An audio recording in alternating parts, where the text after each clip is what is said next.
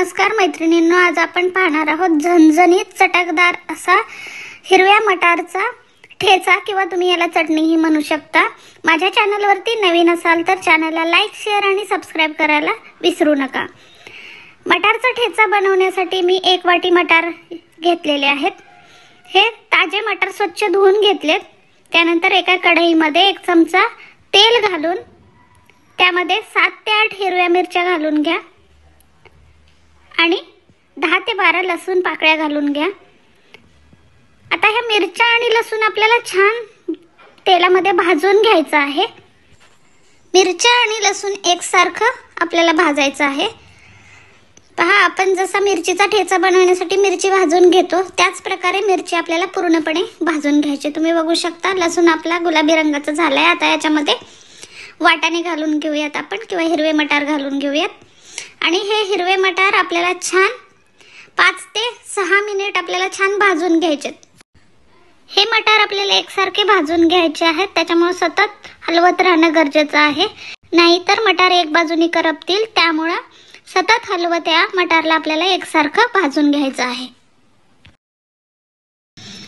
त्याच्यावरती पांढरे पांढरे डॉट्स आपल्याला दिसतायत, म्हणजे आपले मटार भाजून झालेले आहेत। आता एका मिक्सरच्या भांड्यामध्ये आपल्याला हे थंड झालेले मटार आणि मिरची घालून घ्यायची आहे आणि याला या प्रकारे जाडसर याची पेस्ट आपल्याला तयार करायची आहे, म्हणजे याला जाडसर वाटून घ्यायचं आहे।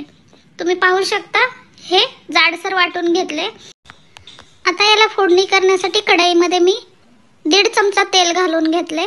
त्याच्यामध्ये पाव चमचा मोहरी, पाव चमचा जिरं, पाव चमचा हळद आणि चिमूटभर हिंग घालून घ्यायचे। त्यानंतर पाव चमचा गरम मसाला आणि हे वाटाण्याचं जे वाटण आहे ते त्याच्यामध्ये घालून आपल्याला हे छान असं परतून घ्यायचं आहे। पहा, याला परतण्यासाठी 2 ते 3 मिनिट लागतात। हे छान तेलावरती आपल्याला परतून घ्यायचं आहे। वाटाण्याचा ठेचा तयार आहे। आता यामध्ये आपल्याला चवीनुसार मीठ घालायचं आहे।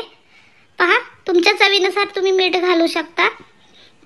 त्यानंतर मीठ घालून याला छान 1 मिनिटभर आपल्याला एकजीव करायचं आहे, छान परतायचं आहे, जेणेकरून मीठ याच्यामध्ये छान मिक्स होईल।